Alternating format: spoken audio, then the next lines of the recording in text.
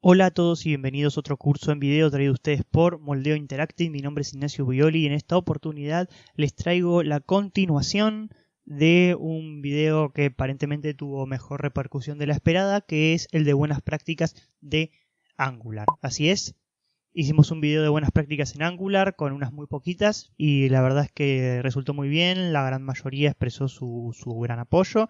Les gustó y quieren más consejos, más buenas prácticas en Angular y acá estamos con la segunda parte, así que sin más espera, empezamos. El hecho de utilizar Git y GitHub en programación, en Angular especialmente, es algo que no es que sea una buena práctica, es que prácticamente no sabría cómo no aconsejar esto, ¿sí? Utilizar Git y GitHub es lo mejor, sin embargo, hay varias formas de utilizarlo, especialmente en esto, ¿no? En el hecho de hacer commits. Como todo en programación, a los programadores nos gusta mucho estandarizar las cosas que se puedan estandarizar. Y eso es lo que hizo un grupo de personas que, bueno, se dedican mucho a esto, que es el hecho de poder estandarizar los commits, ¿sí? Con esta estructura. Type, un scope opcional y una descripción. Y bueno, después obviamente el body y el footer, que siempre son opcionales, siguiendo una lógica estructural para que todos podamos ponernos de acuerdo en qué queremos decir qué, ¿no? Ya es muy evidente que la gran mayoría hacemos commits en inglés, ¿no? Faltaría más. Sin embargo, para que sea todavía más fácil de entender, hay ciertas cosas que se han puesto en convención. Esta es la página, conventionalcommits.org. Van sacando como versiones dependiendo las cosas que tengan que hacer y obviamente esto es algo avalado por Angular, y yo diría que para cualquier persona que haga open source y quiera mantener su código, ¿no? Fíjense cómo está basado en la convención Angular y utiliza ciertos prefijos, ¿no? De tipos. Ahora vamos a verlo un poco más en detalle, pero podemos resumirlo especialmente en dos, ¿no? Fix para los que sean bug fixes o pequeños arreglos de bugs, y fit o features para lo que sean introducción de nuevas posibilidades. Después realmente tiene muchísimo más, véanse toda esta página, pero lo más interesante y lo más importante a tener en cuenta es la estructura, justamente porque hay programas en NPM que nos generan un chainlog automático en cada versión que nosotros deseemos, que sea esa versión la que salga, utilizando nuestros commits. Es decir, que si los commits tienen esta estructura, esos pequeños scripts nos permiten hacer un chainlog automático, lo cual nos ahorra muchísimo tiempo. Además nos da una especie de como de mantenimiento infinito, porque esto lo puede entender cualquier programador que tenga un mínimo de experiencia en GitHub, y aparte si por alguna razón estamos años y años sin ver un proyecto nuestro, al volver a agarrarlo, los commits nos van a ser mucho más claros. Vamos a verlo con un ejemplo práctico. Bien, nosotros tenemos entonces que si hacemos git commit -m para el mensaje, a continuación podemos poner lo que queramos, ¿sí? Esto lo que nos dice es que si el commit es un bug fixes, un arreglo de bug, hay que poner de mensaje fix, espacio, y en inglés bug fixed, por ejemplo, número 0001, ¿sí? Es decir, puse bus. Es decir que lo que tendríamos que hacer es dar el tipo de commit y a continuación una breve descripción. Y opcional tenemos la posibilidad de hacer un mensaje más largo con un body y un footer. Acá lo que yo tengo es un repositorio de GitHub que se llama Sharks, que utiliza esta metodología desde hace muchísimos años, como para que vean un poco lo verdaderamente útil que puede resultar ser esto. Si yo hago git log y voy a agregarle como una pequeña flag que no haya merge, voy a obtener todos los GitHubs desde el último, en orden del último commit hasta el primero, en un formato de lista. Entonces fíjense cómo no nos importa tanto el autor ni la fecha, sino esta estructura, ¿no? Short, remove Windows badge, ¿sí? Short, release, etc. Miren esto, fix, don't load config when processing positionals. Entonces, yo estoy buscando determinado fix, determinado arreglo, porque necesito ver qué es lo que pasaba antes, simplemente con esta lectura es mucho más rápido. Es decir, yo no tengo que estar viendo, por ejemplo, que es doc, que se utiliza cuando se hace digamos, una corrección en la parte de documentación. Si yo estoy buscando un fix, ¿por qué voy a perder tiempo viendo qué hay en este commit? No tiene ningún sentido. Si yo estoy buscando un fix, porque voy a perder tiempo viendo comics de testeo, tampoco tiene ningún sentido.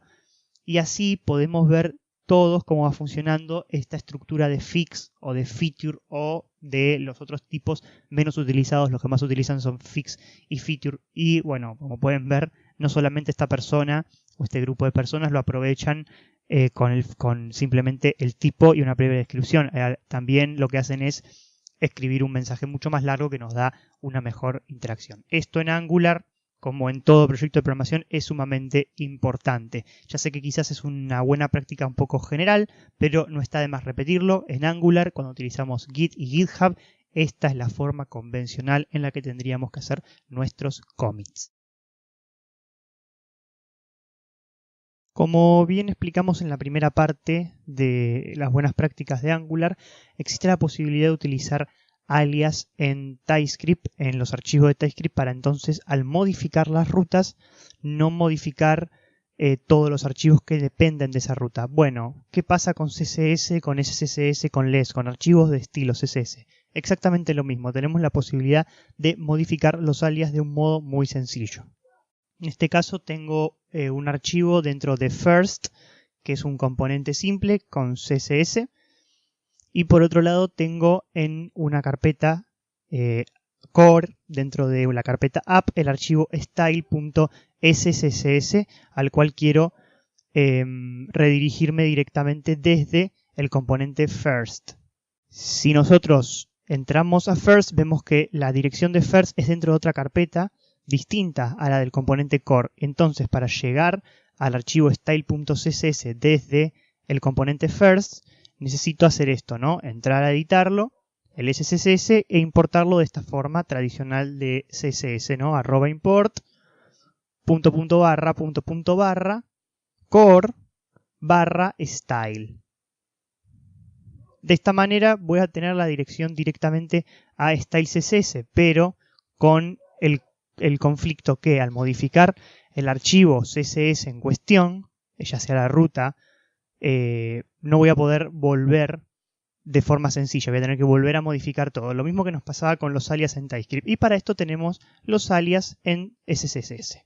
Vamos a ir a la carpeta root y vamos a localizar el archivo angular.json, que se puede ver de forma visible a partir de Angular 6.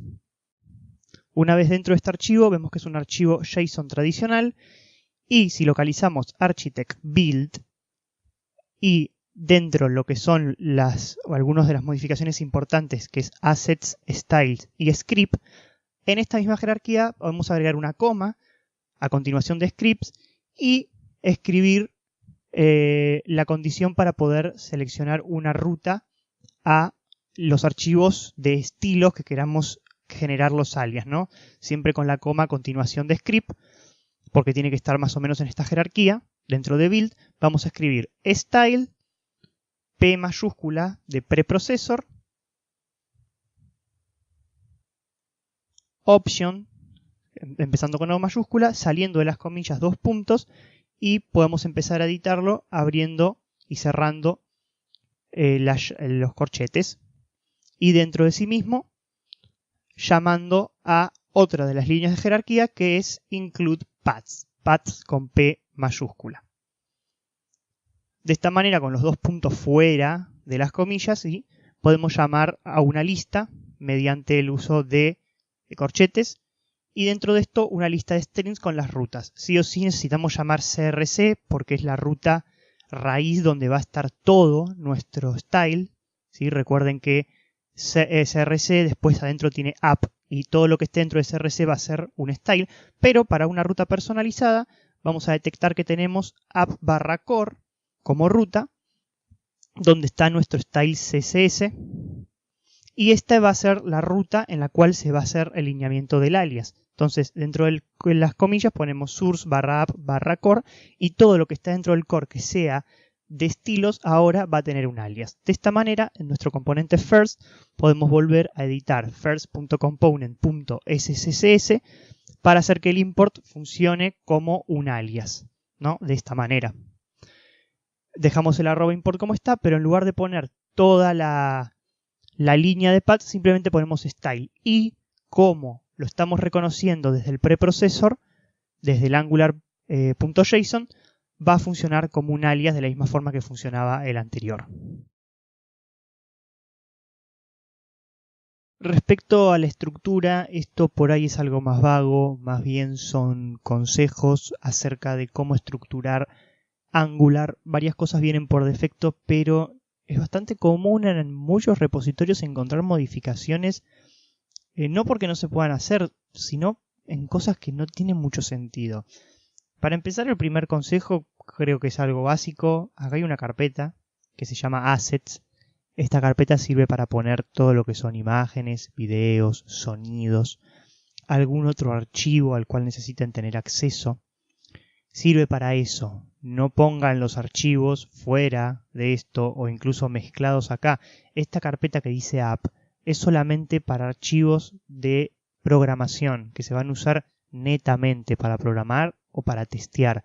No se meten archivos acá. Especialmente porque ocurre que esto de los assets es una convención ya bastante globalizada en términos de lenguajes de programación y entendemos perfectamente lo que significa o lo que significan los assets de un proyecto. Aparte, en proyectos grandes en GitHub no pueden subir archivos muy pesados y pueden alojarlos en otro lugar, alojar únicamente la carpeta, hacer una referencia y tener en GitHub simplemente su código. Así que la carpeta assets, úsenla.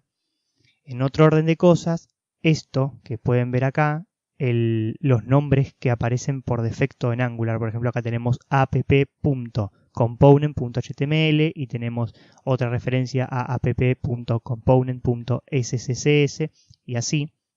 Tampoco son un capricho.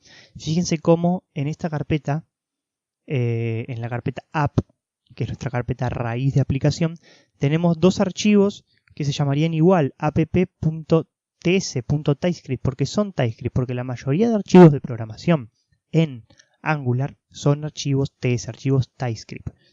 Y es muy común que se nos empiecen a mezclar de esta manera.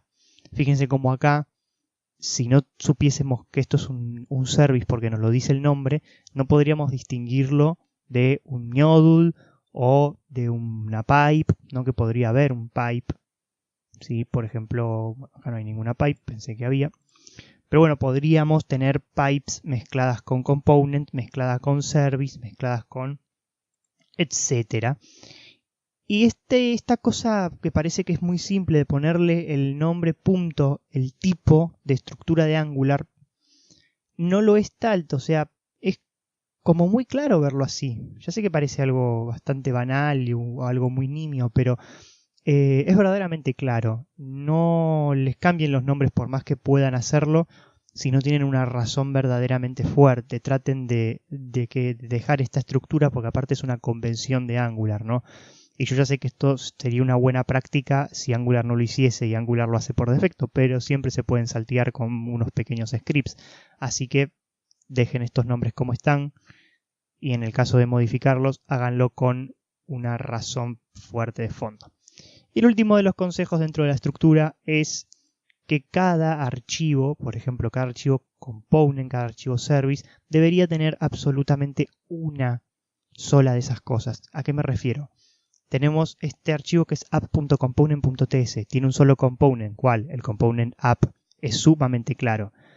Yo puedo acá empezar a escribir component, igual que está ahí arriba, y empezar a abrir los paréntesis y las llaves, y armarme otro componente en este mismo archivo. Y si lo referencio bien desde el module, va a funcionar. Y sí, va a funcionar. Pero, ¿qué sentido tiene eso en términos de estructura? ¿Cómo sé yo dónde está cada uno de los componentes? Por ahí en un proyecto chico como es este, uno entra al module y empieza a buscar y sí, este importa este viene acá, este va de este lado, entonces está acá. Aún así es una pérdida de tiempo mucho mayor que buscarlo de esta forma, perdón por eso, pero en un proyecto grande, imagínense un archivo con un montón de components, la edición, el mantenimiento, verdaderamente es mucho tiempo. Del mismo modo que tampoco conviene a escribir un service acá, por más que al principio, ni bien estamos empezando con Angular, parezca que es muy cómodo escribir acá abajo un service y que se pueda usar en el mismo componente. En archivos separados, no consume más peso, queda más ordenado, queda mejor estructurado. Y un poco siguiendo con esta misma línea, cuando dentro de nuestro component se empiezan a sumar las funciones, ¿sí? O sea, yo puedo tener acá una función y después puedo hacerme una función 2 y así puedo tener varias funciones que empiecen a referenciarse una dentro de la otra. Cuando hay un par que es algo controlable todavía, está bien, pero cuando ya empiezan a haber muchos deberíamos considerar hacernos un service que tenga esas funciones como un servicio en el cual apliquen los componentes, porque es muy probable que si estamos usando muchas funciones vayamos a tener que utilizar esas mismas funciones o funciones muy similares en un componente distinto. Entonces, no solamente que ahorramos espacio y queda más ordenado, sino que ahorramos rendimiento con la reutilización dentro del código. Y estos son los consejos y buenas prácticas de Angular. Perdón si son algunas pocas, pero esto era una segunda parte. Hay una primera, no olviden chequearla. Y volvemos al mismo contrato de antes. Si hay un buen apoyo, vamos a sacarnos de la galera un par de buenas prácticas más, que todavía quedan algunas, y vamos a hacer una tercera parte. Así que denle al botón de me gusta para mostrar eso, comenten cualquier duda o sugerencia que tengan y no olviden suscribirse para estar al tanto de nuevos videos. Hasta pronto.